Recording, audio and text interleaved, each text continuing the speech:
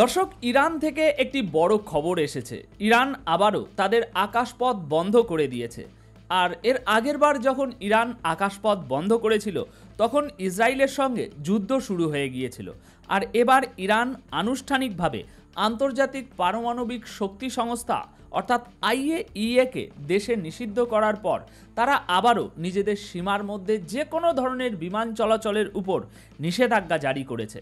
আমরা যখন ভিডিওটা তৈরি করছিলাম তখন ফ্লাইট র্যাডারের মাধ্যমে বিষয়টা যাচাই করার চেষ্টা করি এবং তখন দেখা যায় ইরানের আকাশ পুরোপুরি ফাঁকা, একেবারে নির্জন। এটা কি আবারও আগের মতো কোনো বড় বিপদের ইঙ্গিত দিচ্ছে? IAEA-কে নিষিদ্ধ করার পর ইরান কি এবার পারমাণবিক পরীক্ষা চালাতে চলেছে, নাকি কোনো হামলার আশঙ্কায় ইরান আকাশপথ বন্ধ করে দিয়েছে?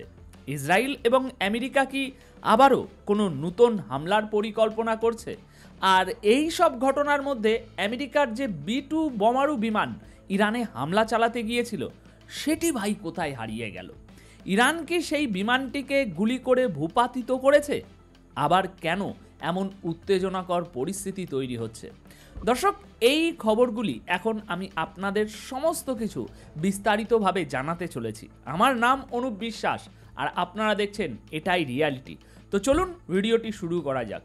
দর্শক, ইরান আকাশপথ বন্ধ করার পিছনে উদ্দেশ্যটা আসলে কি? আবার কি যুদ্ধের প্রস্তুতি চলছে? প্রশ্নটা বেশ বড়, আর এর উত্তর লুকিয়ে আছে দুটি মূল কারণে। প্রথম কারণ হলো ইরান সম্প্রতি একটি আইন পাশ করে আন্তর্জাতিক পারমাণবিক শক্তি সংস্থা অর্থাৎ IAEA-কে দেশের বাইরে বের করে দিয়েছে। ঠিক যেমন চায়ের থেকে মাছিকে ফেলে দেওয়া হয় তেমনই। কিন্তু এর মানে কি? দর্শক, এর মানে হলো এখন থেকে ইরান পারমাণবিক বোমা তৈরি করার কতটা কাছাকাছি পৌঁছেছে, তাদের কাছে কতটা পরিমাণ ইউরেনিয়াম আছে, এই সব গুরুত্বপূর্ণ তথ্য আর বাইরের বিশ্ব জানতে পারবে না। এছাড়াও ইরানের ভিতরে আর কেউ নজরদারিও চালাতে পারবে না। যদি তারা গোপনে পারমাণবিক প্রকল্প এগিয়ে নিয়ে যায় তাহলে যেন কোনো গোয়েন্দা ড্রোন বা অন্য কিছু তাদের আকাশপথে ঢুকতে না পারে। এই কারণেও ইরান আকাশপথ বন্ধ করে দিতে পারে। এটা একটা সম্ভাবনা, কারণ ইরানের তরফ থেকে একটি সরকারি বিবৃতিতে জানানো হয়েছে যে নিরাপত্তাজনিত কারণেই তারা তাদের আকাশসীমা বন্ধ করে দিয়েছে। এখন এই নিরাপত্তাজনিত কারণটাকে ইরান মোটেই স্পেসিফিক করেনি, তাই আমরা শুধু অনুমান লাগাতে পারি। এবার আমাদের অনুমানের দ্বিতীয় কারণটি হলো দর্শক, ইরান IAEA-কে নিজের দেশ থেকে বের করে দিয়েছে। তাই এখন ইরান চায় যে এই ঘটনার প্রতিশোধ হিসাবে আমেরিকা তাড়াহুড়ো করে যেন কোনো পদক্ষেপ না নিতে পারে। আর সেই কারণেই হয়তো তারা আকাশপথ বন্ধ করে দিয়েছে। IAEA থেকে সম্পূর্ণ সম্পর্ক ছিন্ন করার পর এখন এই সংস্থার পরিদর্শকরা আর ইরানের পারমাণবিক কেন্দ্রগুলোতে গিয়ে কোনো ধরনের তদন্ত বা পর্যবেক্ষণ করতে পারবে না। আর এর মানে এখন কেউ জানতে পারবে না ইরানের পারমাণবিক কর্মসূচি কতদূর এগিয়েছে। তাই এই পরিস্থিতিতে যদি ইরান গোপনে পারমাণবিক কর্মসূচি চালু করে তাহলে সামনে কোনো সরাসরি বাধা থাকবে না।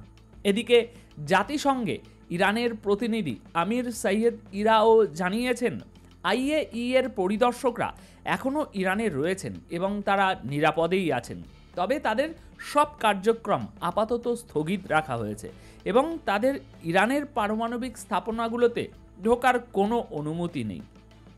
এরপর আমাদের অনুমানের তৃতীয় কারণ হলো ইরান হরমুজ প্রণালীতে মাইন বসানোর প্রস্তুতি নিচ্ছে। কারণ যুদ্ধের পরিস্থিতি তৈরি হলে ইরান চায় যাতে তেলের সরবরাহের পথ বন্ধ করে দেওয়া যায়। এর মাধ্যমে তারা গোটা বিশ্বের উপরে চাপ তৈরি করতে চায়, যাতে আমেরিকা আর ইসরায়েলের দাদাগিরি সবার সামনে প্রকাশ পায়।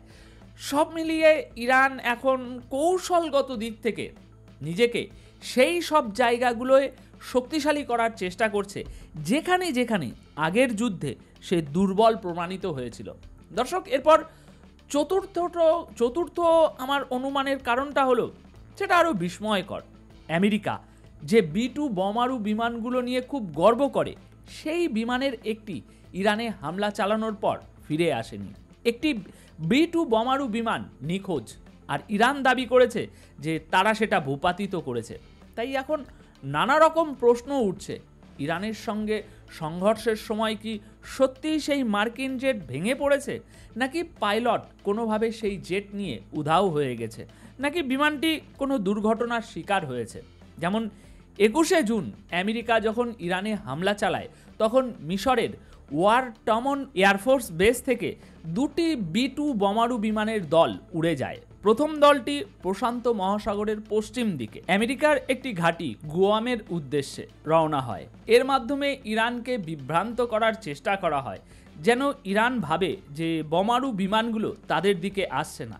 কিন্তু ঠিক সেই সময় যখন ইরান প্রথম দলের উপর নজর রাখছিল, তখন দ্বিতীয় দলে থাকা 7টি B-2 বোমারু বিমান ইরানের 3টি পারমাণবিক স্থাপনাকে টার্গেট করে, ফার্দো, নাতাঞ্জ আর ইস্পাহান।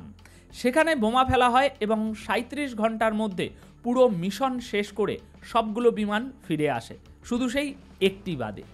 আর এই সব ঘটনার মধ্যেই এখন বড় চাপের মুখে পড়েছে আমেরিকার এয়ারফোর্স, কারণ B-2 বোমারু বিমান হলো তাদের গর্বের প্রতীক।